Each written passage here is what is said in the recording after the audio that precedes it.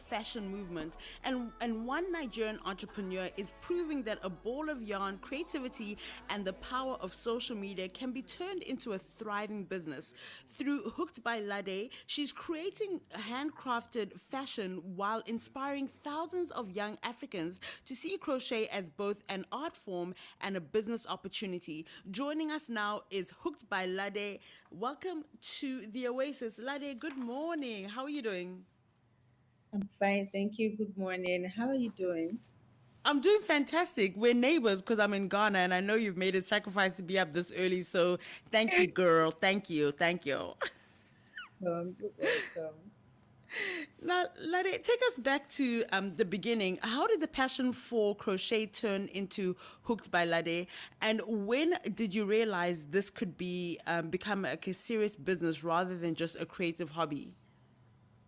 Yeah, thank you for that question. The passion for crochet started when I rediscovered it, of course. I had to reignite it because I used to do it as a little kid, but then I stopped Oh, for a while.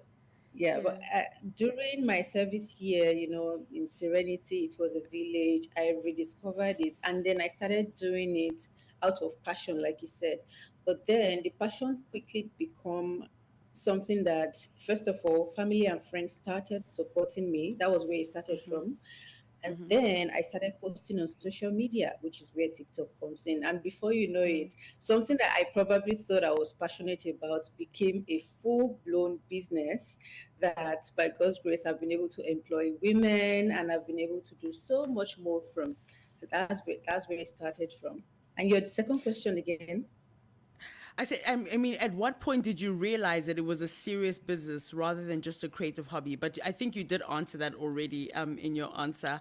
I am, Lade, I am a little bit curious, right? Like crocheting. Take us because you said that you used to do it when you were a child and then you stopped. When you were younger, then you stopped.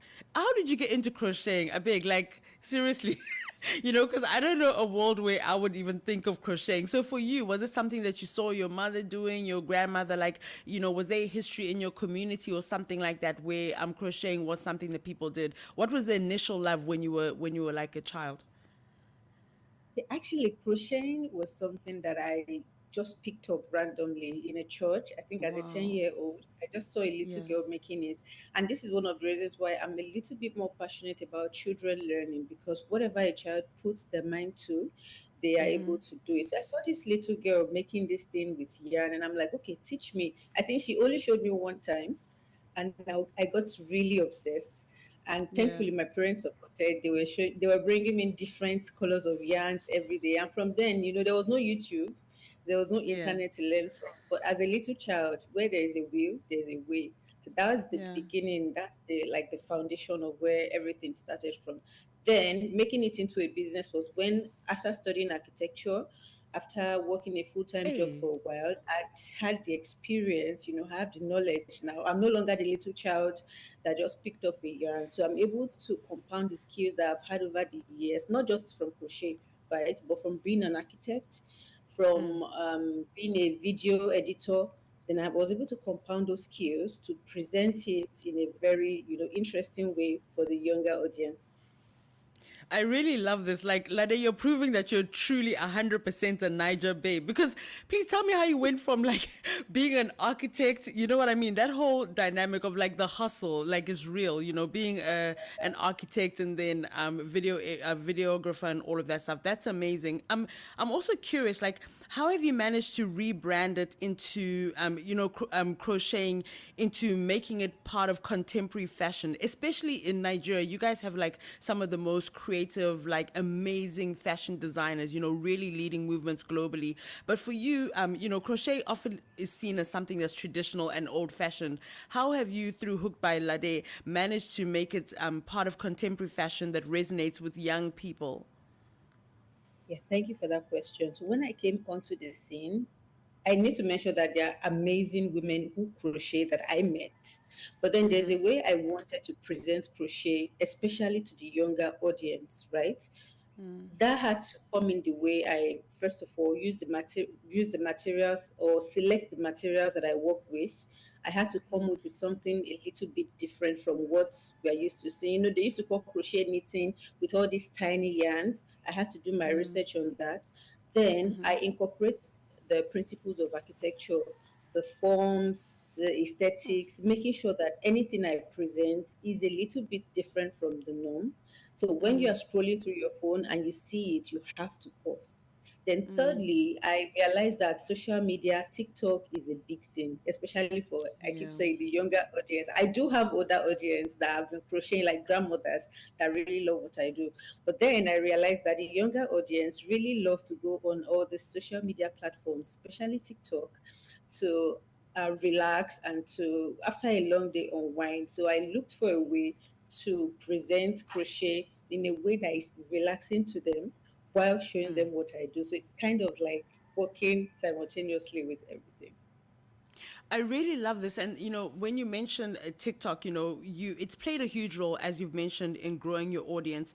But you've also been able to build a community and change perceptions about handmade crafts. Can you go into that? How you're able to do that with TikTok? Yes, thank you very much. Handmade craft has been seen as a hobby, especially crochet, for a very long time. And I dare say crochet had not been taken seriously for a while. So I had to, like I said, switch up the materials that I use. And then when it came to TikTok, when it came to presenting, to be honest, it started like, just something playful. Then from one video, before I know it, I'm making the second video. When you make the first video, you never really know where it would lead. I remember, I think the first video still has like less than 1,000 views now, because I know at that time I didn't even know, I didn't even know what I was doing. Right, I Yeah. wasn't really conversant with. I can edit videos, but I need you to know that editing videos for social media is different from editing videos like professionally, because now you cannot do it the way you are used to doing it, right? Yeah. So um I started posting one video. Before I know it, we became a community. Before I know it, people started getting interested in the craft, actually, which actually is serving its purpose, because my aim is not just to put my face out there. My aim is to put the craft in the front, while letting Yeah. people know that, hey, it's okay to be passionate about something and you can still earn from it, which is why I'm able to employ women that do this full time over the years. Yeah, gosh, I really love that. And also like there's a conference that I've attended in Ghana like 2 years in a row, right? And it's focused on fast fashion and all of that stuff.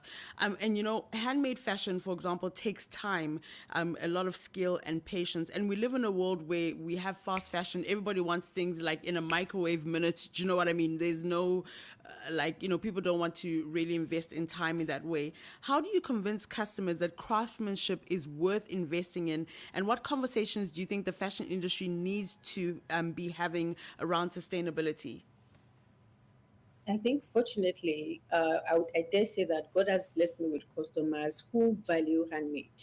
Most of the people, and one of the reasons why I think this has been able to happen is when I present my work, I try to show the what goes on in the background, right? Fast fashion presents the final product, like, hey, buy this, it's $2, buy this, it's $5.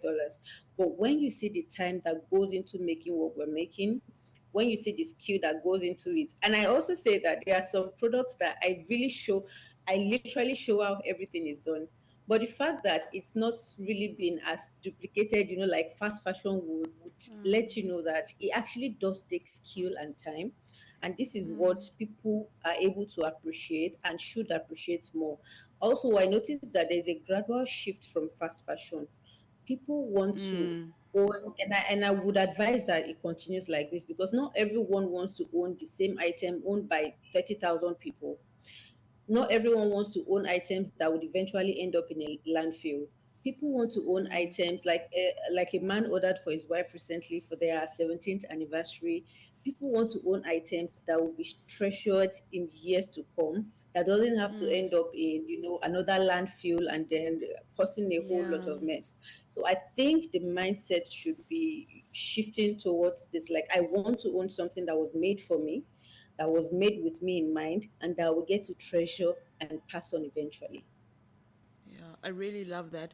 And Lade, before we let you go, looking ahead, what is the bigger vision for Hooked by Lade? Is it about building a global fashion brand, creating more jobs, or preserving traditional craftsmanship, or perhaps all of the above? All of the above. So we have to build a Eh, global fashion brand with Africa at the center, right? I want yeah. Africa to be at the center of this movement. And thankfully, we have lots of amazing women who are emerging in this craft as well. It could be knitting, it could be beading. I just feel like, handmade generally. Then the purpose is also to be able to employ and empower more women, because not a lot of people work in offices, people do 9 to 5, but a lot of them don't really enjoy it. But when you Yeah. get to work doing something that makes you happy, doing something that you are creative at, doing something that you can go home every day saying, we did something new today and I loved it, I think it serves purpose for me to be able to get hundreds or thousands of women eventually in a space where they are doing what they love.